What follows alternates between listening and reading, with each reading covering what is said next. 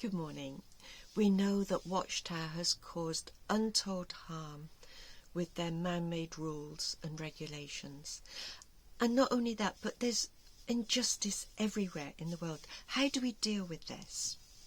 First of all, I'd like to look at Ecclesiastes. It is extremely depressing, but it's also very realistic. For example, in chapter 3 and verse 16, it says this: I saw under the sun that in the place of justice, even there was wickedness, and in the place of righteousness, even there was wickedness. We expected Watchtower to be righteous and just, but they weren't.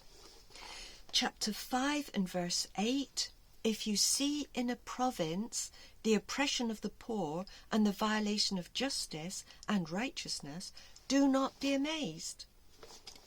There's another verse and it gets worse, sorry. Chapter 4 and verse 1. I saw all the oppressions that are done under the sun, and behold the tears of the oppressed. They had no one to comfort them. On the side of their oppressors there was power. That is so true of Watchtower and all oppressors.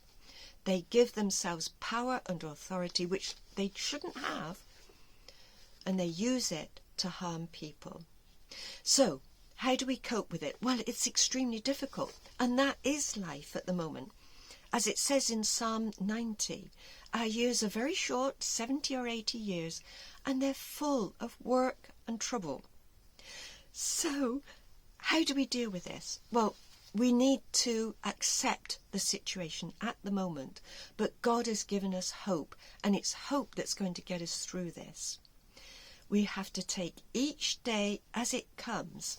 And as Solomon says in chapter 3, verse 12, he said there's nothing better for people to be joyful, to do good as long as they live, and also that everyone should eat and drink and take pleasure in his work. This is God's gift to man. So at the end of each day, can we look back on that day and say, did we do something good today, even if it's just some little thing, to try to go against the badness that there is there. Look for something that God has blessed us with that day, even if it's some little thing, and keep hope in mind.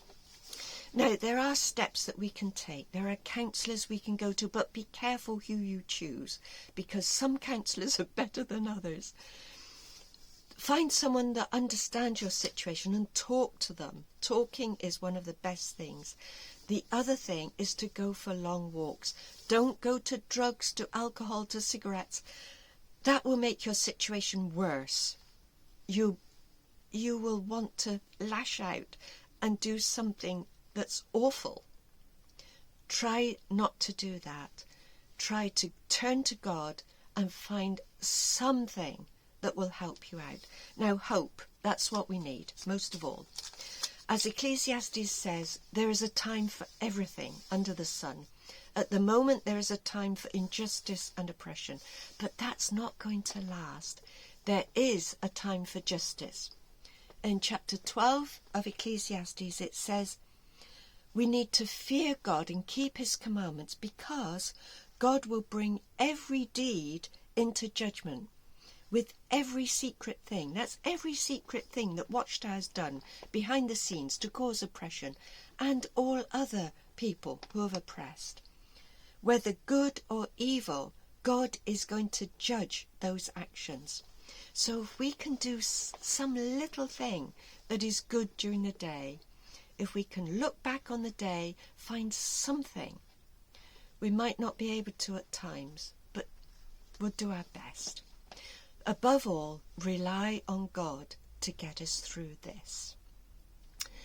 Now, I need to turn just quickly to somebody raised the question of the Witch of Endor, and did she really raise Samuel from the grave? Now, the story of Saul and the spirit medium at Endor doesn't seem to be connected, but it is sort of. Saul had disobeyed God, and so God cut off all connection with Saul. So he turned to the spirit medium, this lady in Endor, and she conjured up this vision.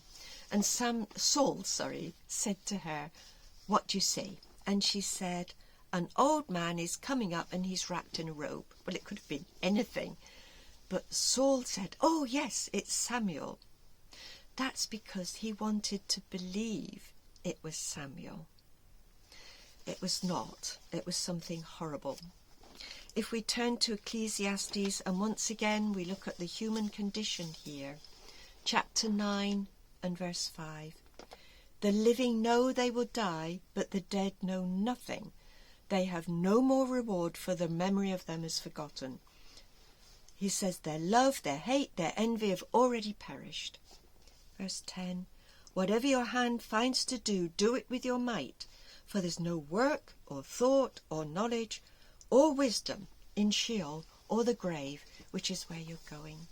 That's the situation at the moment. Whatever it was that this person, this lady in Endor saw, it was most definitely not Samuel, because he was asleep in the grave. He'd gone back to dust, awaiting the resurrection. That hope keeps us going through this awful time that we're living in. We try to find some joy, and we do, in God's creations and his great care and his loving kindness. We will get through these times. We will see justice. There's a time for it, and it's coming. So take care, and God bless you all. Goodbye.